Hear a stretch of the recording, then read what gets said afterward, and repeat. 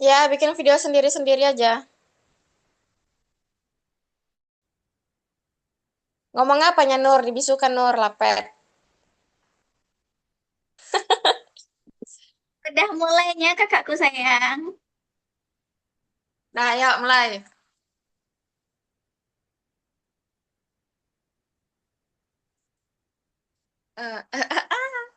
Dah, dah Nur. Jempol lah Nur. Assalamualaikum warahmatullahi wabarakatuh. Selamat pagi semuanya. Puji syukur kita panjatkan kehadirat Tuhan Yang Maha Esa karena pada hari ini kita bisa berkumpul dalam keadaan sehat untuk mengikuti presentasi dengan judul pengembangan usaha basreng pedas gurih sebagai produk cemilan kekinian. Yang terhormat Bapak Ibnu Andli Marta SPD MPD dan teman-teman sekalian, sebelumnya perkenalkan saya Renata Alvareza selaku moderator yang akan memandu jalannya kegiatan presentasi hari ini. Presentasi ini akan disampaikan oleh Nur Aini Afifah, Faik Farhan, Selvi, Syarifatul, Muhammad Ridwan, Zahra Khairunisa, Siti Aisyah Pohan, dan Nadine Yuli. Baik, dengan tidak memperpanjang mukadimah, langsung saja kita mulai presentasinya, yaitu latar belakang yang akan dibacakan oleh Nur Aini Afifah. Kepada Nur Aini, waktu dan tempat dipersilahkan. Terima kasih kepada moderator. Saya akan membacakan latar belakang.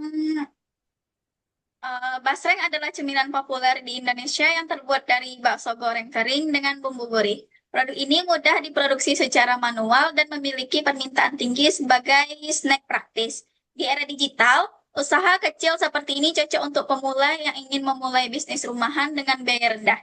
Latar belakang ini didasarkan pada tren cemilan dan lokal, serta potensi pasar yang belum sepenuhnya dimanfaatkan oleh UMKM kecil. Usaha ini dimulai dari rumah untuk menghindari risiko besar. Terima kasih, moderator. Terima kasih kepada Nur Aini Afifah. Selanjutnya, tujuan yang akan dibacakan oleh Faik Farhan kepada Faik Farhan, waktu dan tempat dipersilahkan. Baik, terima kasih kepada moderator yang sudah memberikan waktu dan tempat. Jadi di sini kami mempunyai tujuan utama, yaitu adalah utama kami itu untuk menciptakan suatu pendapatan tambahan sebesar 500.000 hingga 1 juta dalam per bulan. Itu melalui dari penjualan basreng ini, dan penjualan basreng dalam skala kecil. Secara spesifik, usaha ini bertujuan untuk pertama menyediakan cemilan berkualitas dengan bahan lokal, mendorong kemandirian ekonomi keluarga, dan meningkatkan keterampilan produksi makanan rumahan dan mencapai penjualan 50 hingga 100 paket atau 100 bungkus dalam per bulan dalam 6 bulan pertama. Nah, nah, terima kasih kepada operator yang dapat diberikan. Terima kasih kepada Farhan. Selanjutnya, bahan yang akan disampaikan oleh Selvi. Kepada Selvi dipersilahkan. Baik, terima kasih kepada moderator. Berikut bahan-bahan untuk membuat basreng yaitu yang pertama ada daging sapi, yang kedua ada perbumbuan yang diantaranya garam, merica, bawang putih bubuk. Selanjutnya minyak goreng, tepung terigu, kemasan plastik untuk membungkus basreng, dan terakhir cabai bubuk. Baik, terima kasih. Baik, terima kasih kepada Selvi. Selanjutnya itu ada cara yang akan disampaikan oleh Syarifatul. Kepada Syarifatul dipersilahkan. Baik, terima kasih moderator. Untuk cara pembuatan yang pertama yaitu mencampur daging giling, tepung, dan bumbu hingga adonan kalis. Kemudian membentuk adonan menjadi bola kecil atau pipih seperti bakso. Lalu selanjutnya goreng dalam minyak panas hingga kering dan renyah sekitar 5-10 menit per batch.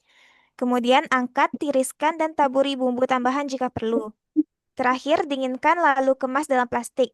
Waktu produksi 2-3 jam per batch. Pastikan kebersihan alat dan bahan untuk menghindari kontaminasi. Terima kasih, moderator.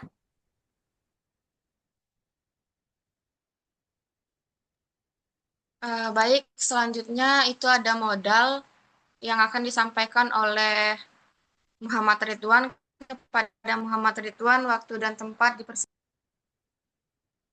Baik, terima kasih moderator.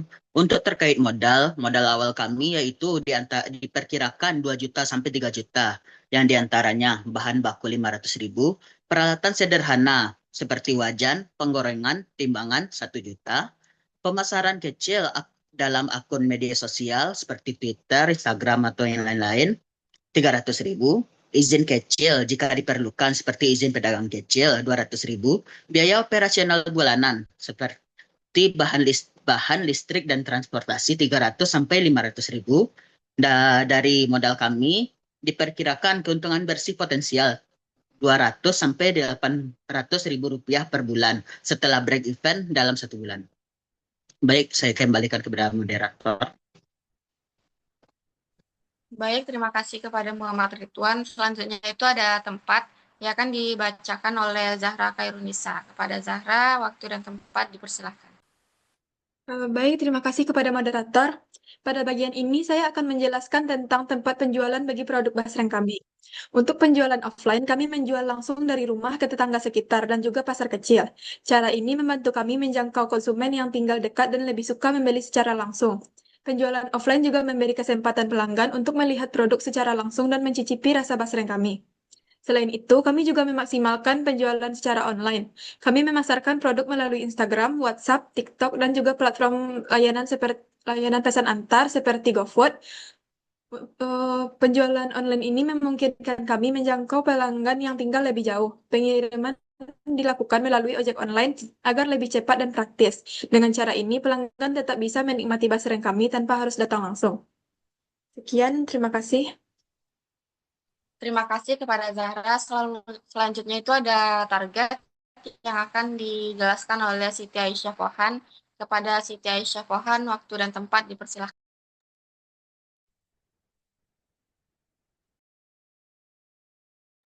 Baik, terima kasih kepada moderator.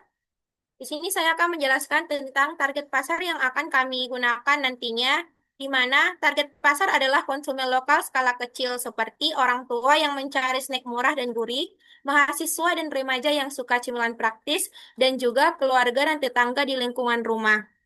Baik, saya kembalikan ke moderator. Terima kasih kepada Siti Aisyah Pohan. Dan terakhir yaitu ada kesimpulan yang akan dijelaskan oleh Nadine Yuli. Kepada Nadine, waktu dan tempat dipersilakan. Baik, terima kasih kepada moderator. Kesimpulan dari usaha penjualan basreng skala kecil adalah pilihan ideal untuk bisnis rumahan dengan risiko rendah dan potensi keuntungan cepat.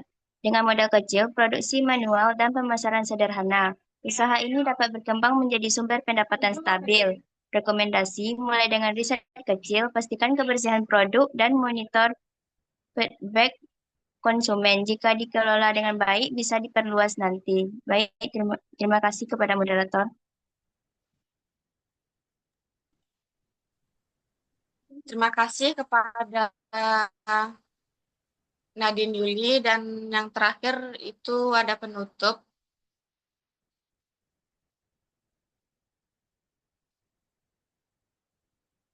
Yaitu melalui bab ini semoga dapat menginspirasi siswa agar memahami konsep wirausaha sejak dini, lalu bisa mengasah kreativitas dan membangun sikap mandiri serta kerjasama yang baik. Baik, seluruh rangkaian acara telah kita selesaikan. Saya sebagai moderator mengucapkan terima kasih kepada penyaji dan seluruh peserta yang telah berpartisipasi. Semoga materi mengenai pengembangan usaha basreng pedas gurih hari ini dapat memberikan inspirasi dan wawasan bagi kita semua. Mohon maaf jika ada kesalahan. Saya akhiri. Wassalamualaikum warahmatullahi wabarakatuh.